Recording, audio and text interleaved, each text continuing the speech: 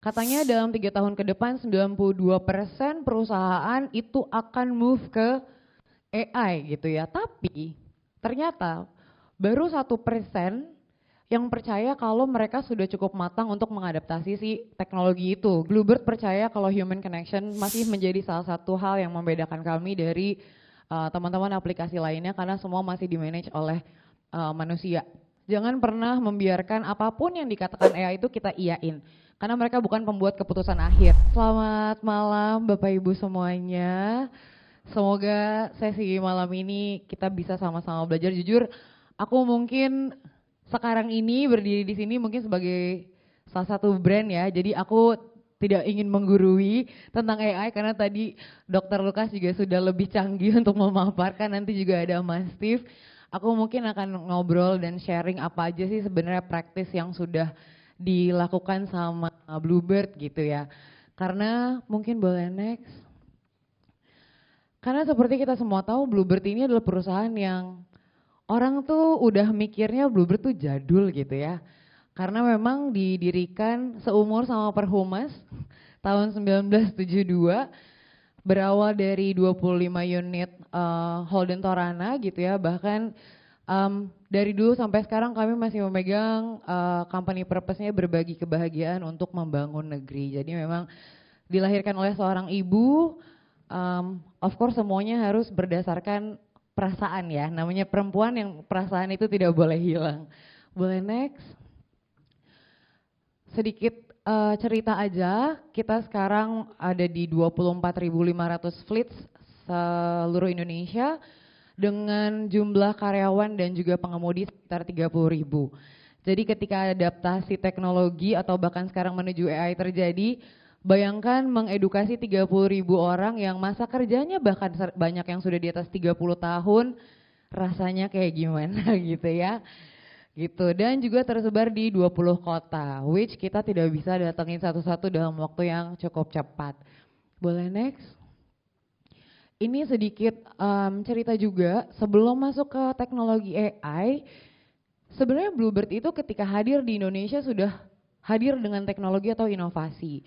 Karena Bluebird adalah perusahaan mobilitas atau transportasi pertama yang pakai argometer di Indonesia. Ketika dulu orang tuh kan harganya harga tembak ya katanya dulu ya, tapi Bluebird itu akhirnya menemukan sebuah inovasi yang namanya argometer gitu. Dan juga pertama menggunakan call center gitu ya. Bahkan sebenarnya jauh sebelum terdisrupsi teknologi, Bluebird itu sudah punya taksi mobile reservation atau TMR di tahun 2011. Tapi platformnya juga ikut runtuh yaitu BlackBerry.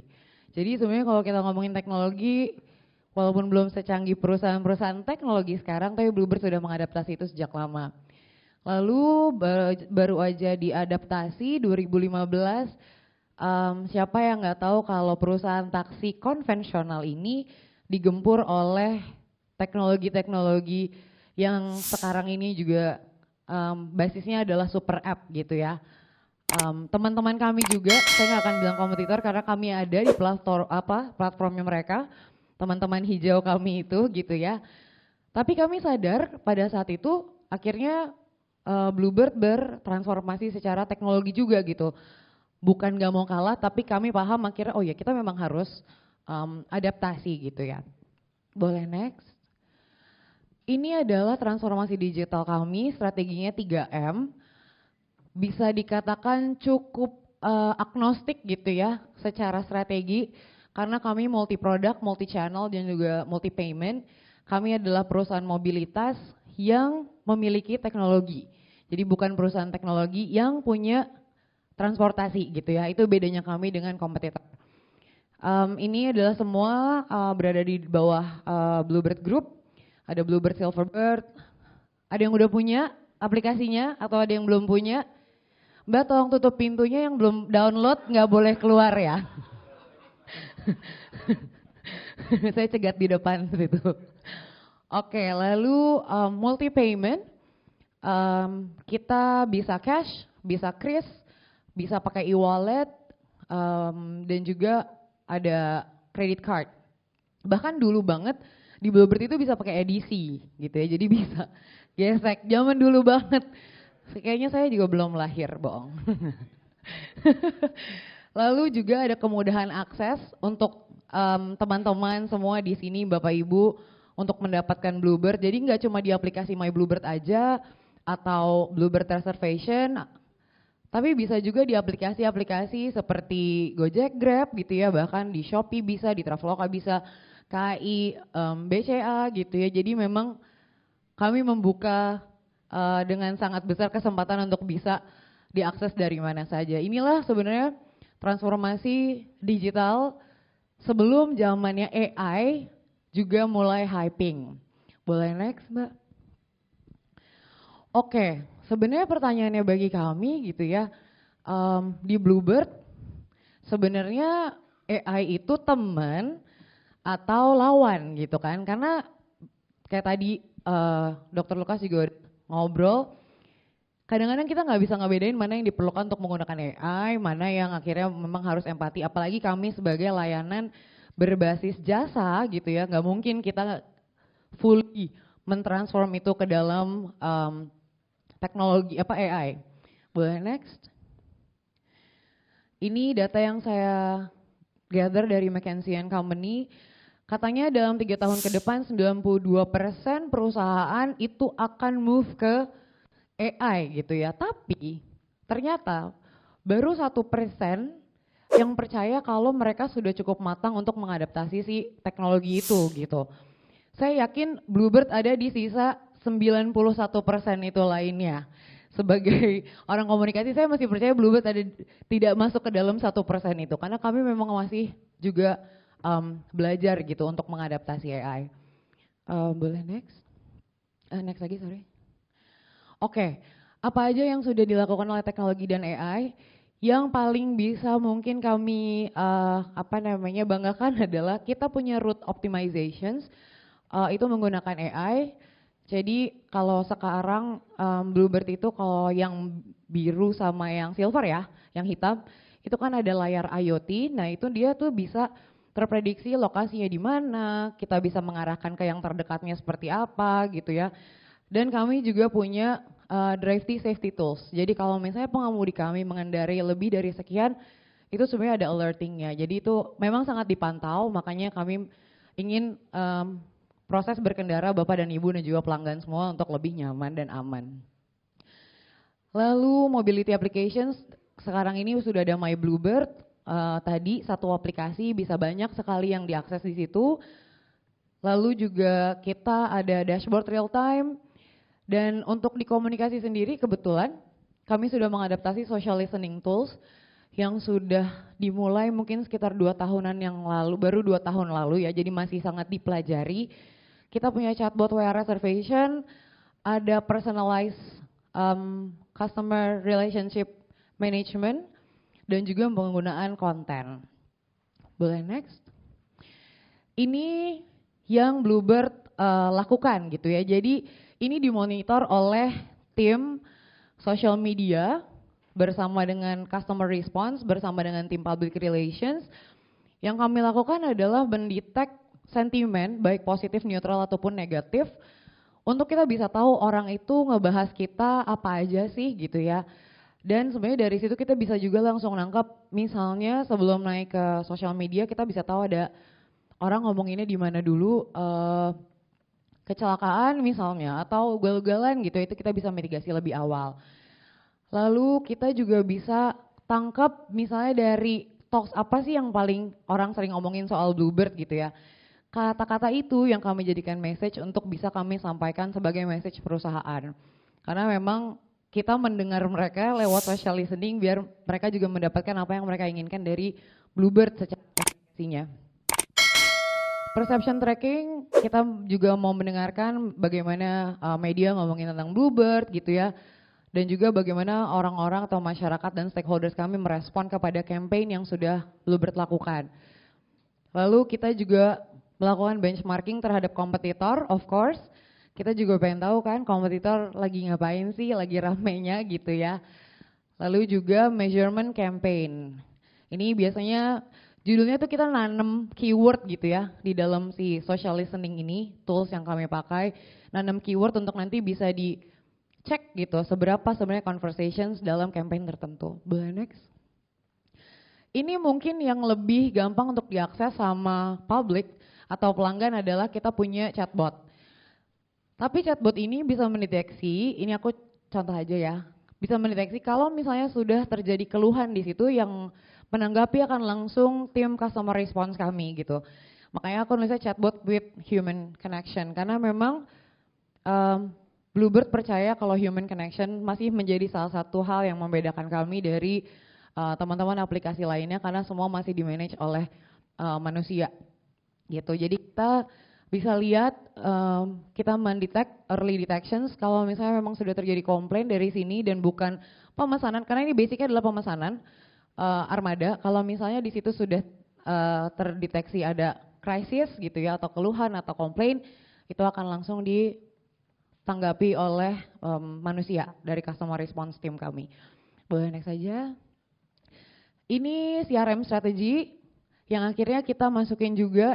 Ini kan orang kadang-kadang berpikir, oh push notif nih, kalau ada yang suka terima push notif di Bluebird gitu ya, itu bukan di tim saya, tapi kita ikut bantu memanage gitu ya. Karena di sini lewat CRM strategi gitu ya, kita bisa tahu misalnya saya sudah berapa lama nggak naik taksi Bluebird. Bagaimana cara mengengage Adis lagi biar Adis mau naik taksi Bluebird. Salah satu yang kita lakukan terakhir adalah kita kolaborasikan tim CRM dengan tim public relations. Ternyata masyarakat itu menyukai konten-konten atau pendekatan humanis. Itu kita lagi ada beasiswa Bluebird Peduli, sebuah bantuan beasiswa untuk anak-anak pengemudi gitu ya. Itu ceritanya kita bungkus lalu kita kasih promo code. Lalu ternyata traction untuk kesini dan orang untuk menggunakan Bluebird jadi kembali lagi gitu loh keinginan mereka. Jadi ini tuh lumayan ternyata customer ini nggak melulu harus dikasih kayak apa ya namanya kayak jualan produk banget gitu ya, tapi ternyata cerita-cerita humanis seperti ini masih bisa menyentuh gitu. Jadi akhirnya kita coba untuk collab sama teman-teman CRM bagaimana cerita atau komunikasi tentang human ini masih menjadi perhatian mereka. Boleh next? Nah ini mungkin sebenarnya ini beberapa praktis yang kami lakukan menggunakan, sebenarnya nggak bohong, Bluebird pun sudah mulai mengadaptasi. Memang interaksinya lebih cepat, tapi kadang-kadang ketakutan kami adalah apakah kami Bluebird itu kehilangan jati diri gitu. Karena kan memang selama ini orang tahu Bluebird dengan human connection-nya gitu ya. Dan apakah yang disampaikan itu benar atau enggak, karena AI berdasarkan data-data yang mereka miliki kadang-kadang juga sebenarnya nggak match sama history-nya Bluebird itu sendiri gitu ya. Atau bahkan kadang terasa kaku gitu, padahal harusnya kita bisa lebih humble sebagai perusahaan service. Dan how public becoming more critical. Ini terjadi beberapa waktu lalu, saya juga mau coba transparan aja di sini, boleh next. Beberapa waktu lalu Bluebird mencoba untuk mengadaptasi tren ini, mungkin ada yang tahu yang Hot Wheels itu ya. Lalu kami usahakan untuk ini padahal bikinnya kuis deh kalau nggak salah ya. Harapannya baik, tapi kami dihujat. Luar biasa, numbers of followers sempat turun, gitu ya. Kita waktu itu sempat bingung, kayak kenapa ya, gitu kan. Tapi ternyata mereka tidak suka bagaimana cara sebuah brand menggunakan AI dengan mungkin, aku pikir ini cukup sembarangan kali ya, buat di mata seniman. Karena ini memang mengadaptasi dari seni, gitu. Jadi konten yang niatnya kita pengen ngasih corporate value malah kita dihujat gitu ya, sampai jelek banget iklannya, sekelas Bluebird pakai AI, sedih banget. Kalau benar sedih juga yang baca karena memang kita yang monitor. Akhirnya dari sini kita belajar kalau oh ternyata AI itu nggak bisa kita pakai plek ketiplek gitu ya. Boleh next? Nah ini juga sebenarnya jenis konten yang kami akui kami pun menggunakan AI. Kami menggunakan AI berbayar. Jadi memang khusus untuk Bluebird tetap mempelajari tren gitu ya, karena yang atas itu sebenarnya kita coba untuk cari hype-nya film Superman. Karena kami percaya kalau setiap pengemudi kami juga adalah pahlawan di jalanan bagi banyak pelanggan kami gitu. Jadi ini kita bikin tapi nggak sama persis gitu, kami adaptasi dan sesuaikan dengan brandnya seperti apa. Yang bawah juga sebenarnya kita menggabungkan antara Shutterstock atau foto-foto yang memang kami sudah beli atau kami punya atau photoshoot dengan dipertajam oleh AI biar lebih kekinian. Karena kan target sekarang untuk Bluebird adalah Gen MZ ya, gak bohong gitu. Ini jadi kami bekerja sama dengan AI dengan baik gitu ya untuk bisa menghadirkan konten-konten yang menjadi relevan dengan publik. Boleh next? Nah ini sebenarnya etika yang kami pegang di Bluebird gitu ya. Buat kami masih tetap mengedepankan empati ketika kita memikirkan message atau bahkan hasil AI-nya kita review berkali-kali, itu masih tetap relevan gitu. Dan ini bukan berarti kita against the technology gitu, tapi harusnya memang ini menjadi, si empati ini harus menjadi fondasi. Terus AI bukan soal budget yang besar gitu ya, karena sebenarnya kan berlangganan ini bisa satu tim. Harusnya karena kami di tim corporate communication ada di bawah departemen marketing, kita sharing sama teman-teman yang lain gitu ya untuk budget company kebetulan.